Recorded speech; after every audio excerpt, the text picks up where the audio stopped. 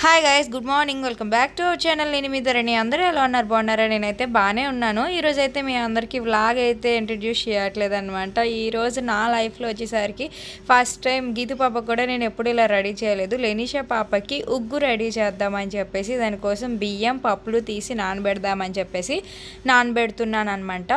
యాక్చువల్గా అన్ని పప్పులతో చేయాలి అని అంటారు కదా, బట్ డాక్టర్ సార్ వచ్చేసరికి నాకేం చెప్పారంటే, ఫస్ట్ కొత్త కదా, అన్నీ ఎక్కువ ప్రోటీన్స్ అయితే పాపకి మళ్ళీ డైజెషన్ ప్రాబ్లం ఏమైనా అవుతుంది ఏంటని చెప్పేసి లైట్గా ఒక్కొక్క పప్పు యాడ్ చేసుకుంటూ వెళ్ళి అని చెప్పేసి అన్నారనమాట.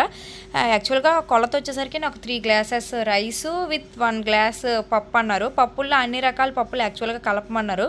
ఆ చాట్లో ఉంది రాసి, బట్ నేను మొన్న వెళ్ళినప్పుడు అడిగితే ఒకే ఒక పప్పు వేసేసి కలపండి అమ్మ అని అన్నారు. నేనైతే చాలా చిన్న గ్లాస్తో కొలత అయితే తీసుకొని వేస్తున్నాను అనమాట. ఎందుకంటే తను తినకపోతే మళ్ళీ వేస్ట్ అయిపోతుంది కదా అని చెప్పేసి ఆ గ్లాస్తో 3 గ్లాసెస్ ఆఫ్ రైస్, మనం వండుకున్న రైసే అనమాట వాడుతున్నా. నేను కోటా రైస్ అయితే ఏమీ వాడట్లేదు. మేము కోటా రైస్ అసలు ఇంట్లో వాడంలేండి, చాలా తక్కువ. సో ఈ రైస్ అయితే 3 గ్లాసెస్ అయితే తీసుకున్నాను అనమాట.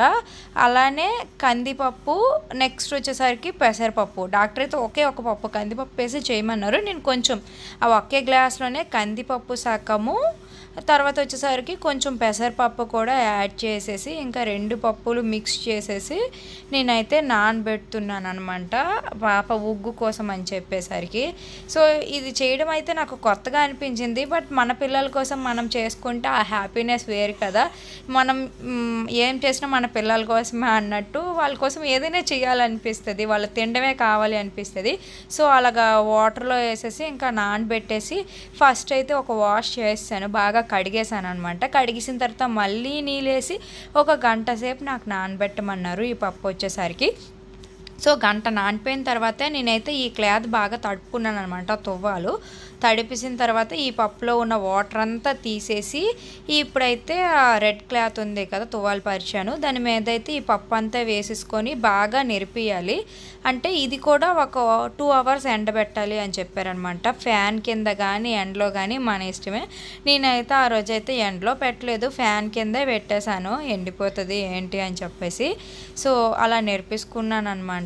పక్కన ఇంకా గీతమ్మ కూడా అక్కడ ఉంది. యాక్చువల్గా నేను నేర్పుతానమ్మ అని అంటుంది, వద్దమ్మ నువ్వు చేయి పెట్టకమ్మ అని చెప్పేసి తను పంపించేసి నేనే నేర్పాను. సో ఇగోండి ఇలా నేర్పిన తర్వాత ఒక 2 అవర్స్ అనేది బాగా ఎండబెట్టేయాలి. అది ఎండిన తర్వాత మనమైతే ఆడుకోవచ్చు. చూడండి అగోండి నేను ఆల్రెడీ తీసేసాను, బాగా ఎండిపోయాయి. ఇప్పుడు వచ్చేసరికి ఇంకా దీనికి వచ్చేసరికి ప్యాన్ పెట్టుకొని ఫ్రై లాగా చేసుకోవాలి, మరీ మార్చకూడదు, జస్ట్ లైట్గా వేపామా అన్నట్టు చేసుకోమని చెప్పారు నాకైతేనే. సో నేను సేమ్ డాక్టర్ ఎలా చెప్తే అలానే చేస్తున్నాను. ఎందుకంటే ఏ తేడా వచ్చినా కూడా మళ్ళీ మీరు ఏదో తేడా చేస్తారు, అందుకే పిల్లలకి అలా అయ్యిందని చెప్పేసి మనల్నే అంటారు ఆల్మోస్ట్. అందుకోసమే నేను ఇలా ఉగ్గు రెడీ చేస్తున్నాను అనమాట పాప కోసం. ఇదిగోండి లైట్గా ఫ్రై అయితే చేసేసాను.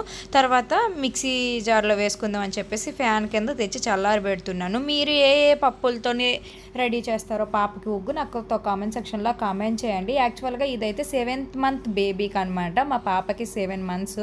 సో 7 మంత్స్ బేబీకి అయితే నేనైతే ఉగ్గు ఇలాగా చేసుకుంటున్నాను. మీరు ఎన్ని రకాల పప్పులు వేస్తారో, లేకపోతే మీరు ఏ విధంగా వేస్తారో, ఎలా చేస్తారో నాతో షేర్ చేసుకోండి కంపల్సరీగా. తర్వాత మిక్సీ అనేది పట్టాను. సో ఇలా పట్టిన తర్వాత కొంచెం ఇంకా బరకగా అనిపించింది, చూస్తున్నారు కదా కొంచెం పప్పులు గట్టా ఉన్నాయన్నమాట. మళ్ళీ ఇంకొకసారి మిక్సీ ఆడదామని చెప్పేసి అక్కడ టెస్ట్ చేస్తున్నా చేత్తో వచ్చేసరికి అదే మీకు నేను చూపిస్తున్నాను. ఇలా బరకగా కూడా ఉండకూడదు, ఇంకా ముద్దగా ఉండాలి అని చెప్పేసి. అంటే నాకు తెలిసింది నేను చెప్తున్నాను, నేను చేసిన దాంట్లో ఏమైనా తప్పులున్నా కూడా నాతో షేర్ చేసుకోండి, పర్లేదు, అది నేర్చుకుంటాను నేను పిల్లల విషయంలో కాబట్టి. సో తర్వాత మళ్ళీ ఆడాను అనమాట. ఆడిన తర్వాత ఇప్పుడు చాలా అంటే చాలా స్మూత్గా వచ్చింది నాకు, అది తెలిసిపోయింది అనమాట. ఆ స్మూత్నెస్ చేతికి సేమ్ వరిపిండి ఆ టైప్లో అయిపోయిందనమాట.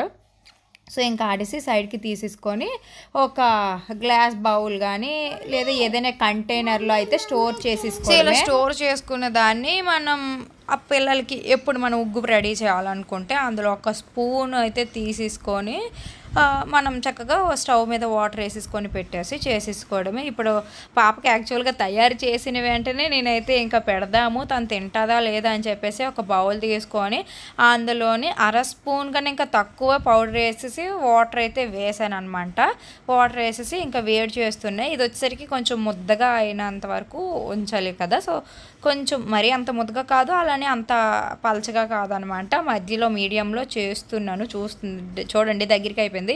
నేను మళ్ళీ వాటర్ వేసాను అనమాట, ఎందుకంటే నేనే వీడియో తీసుకోవడం ఇలా చేయడం వల్ల నాకు ఆ కన్సిస్టెన్సీ అనేది తేడా వచ్చేసింది. సో మళ్ళీ వాటర్ వేసి ఇందులో ఏం చేశానంటే లైట్గా సాల్ట్ కూడా వేసాను. సాల్ట్ వేసి పాపకైతే చల్లారబెట్టి తినిపిస్తే ఏమొచ్చి పాప తినలేదన్నమాట. అందుకోసం అని చెప్పేసి నేను మళ్ళీ అందులోనే జాగ్రీ అదే బెల్లం అనేది వేసాను అనమాట. అప్పుడు పాప అనేది తినడం స్టార్ట్ చేసింది. సో ముందైతే చల్లారబెట్టాను, నేను ముందుగా చెప్పేసానులేండి. ఇప్పుడు బ్యాక్ వాయిస్ ఓవర్ ఇస్తున్నాను కాబట్టి మళ్ళీ బెల్లం వేసి తీసుకెళ్ళాను. చూడండి ఫస్ట్ అయితే నేను ఎంత పలుచగా దించానో ఇప్పుడైతే మొత్తం చిక్కబడిపోతుంది. సో అందుకోసమే మనం దించుకున్నప్పుడే స్టవ్ మీద నుంచి జాగ్రత్తగా ఆ కన్సిస్టెన్సీ చూసి దించుకున్నాం అనుకోండి సరిపోతుంది. తింటానని ఉగ్గు తింటావా?